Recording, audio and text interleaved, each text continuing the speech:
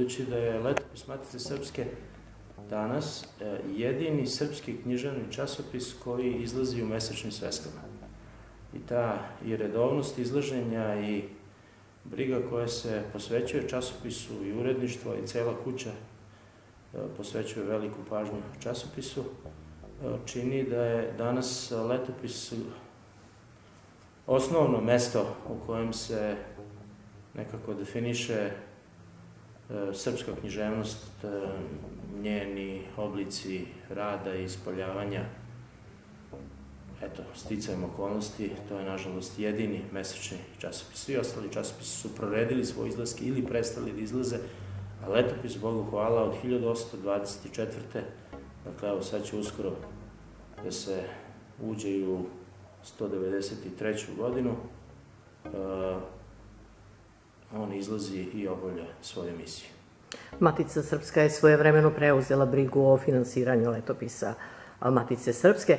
A kažite mi, šta je to što turisti danas kad dođu u Novi Sad i požele recimo da dođu u Maticu Srpsku, mogu da vide? Pa, Matica je uvek finansirala Letopis. Matica je zato i formirana 1826. da pomogne Letopisu koji je tada bio u opasnosti da prestane da izlazi. Mi smo poslednjih godina, nažalost, zbog izvesnih nebriga, bili opet u situaciji da možda to glasilo ili izgubimo sasvim, ali realnije je bilo zapravo da ono znatno proredi svoje izlaske, međutim uspeli smo zahvaljujući i razumevanju na raznim stranama i u strukturi vlasti, a i kod dobrotvora Matice Srpske. Uspeli smo zaista da ova publikacija, dragocena publikacija, ostane. Pa evo vidite, to je Matica ovakva kakva je, takozvana Matica majka,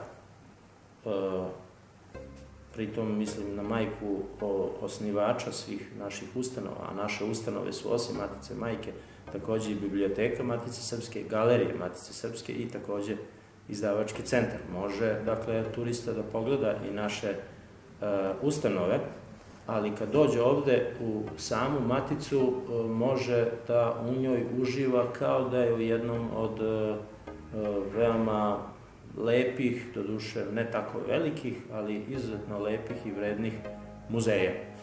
Naime, vi ovde imate prvorazredne portrete ljudi koji su značajni za istoriju Matice Srpske, predsednike, sekretare, značajne aktiviste u Matici, pa onda imate veliki broj portreta dobrotvora Matice Srpske. To su sve prvorazredni portreti čiji su autori najčešće, recimo, Uroš Predić, pa Aksentije, Marodić i mnogi drugi slikari do današnjih, kao što su, recimo, Petar Omčikus, na primer.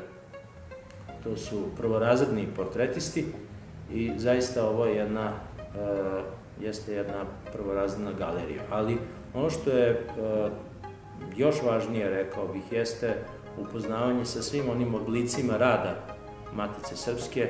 Tu postoje u izložbenom delu i knjige i časopisi koje je Matica izdavala i može se sve vidjeti šta Matica radi, koja je njena osnovna misija u oblasti jezika, u oblasti enciklopedistike, u oblasti različitih nauka čije odeljenja postoje u Matici Srpskoj, ili pak u oblasti arhivistike, pošto Matica ima i rukopisno odeljenje koje brine o svemu onome što je važno za srpsku kulturu, a pre svega za samu Maticu Srpsku, pa u oblasti, recimo, izrade bibliografija i tako dalje i tako dalje. Dakle, u različitim segmentima kulturnog i naučnog rada Matica ispoljava svoj smisao i svoju svrhu, a važno je da svi oni kojima je stalo do srpske kulture i nauke da budu upoznati upravo sa takvom misijom. Zato mislim da ima razloga da turisti dođu u Maticu Srpsku i da se upoznaju sa onim što Matica jeste bila, što jeste danas i što će biti sutra. Da li dolaze turisti? Da li ste imali? Dolaze i to uglavnom posredstvom školskih ili fakultetskih ekskurzija. Dakle, oni koje prosto zanimaju upravo ovi aspekti koje sam pomenuo, tako da oni najčešće navraćaju, mi uvek obezbedimo nekog od nas da ispriča istoriju ustanove, tako da to je jedna relativno kratka tura od jedno pola sata, 45 minuta, dovoljno je da se u osnovnim okvirima upozna ono što jeste Matica Srpska. Hvala vam. Hvala vam.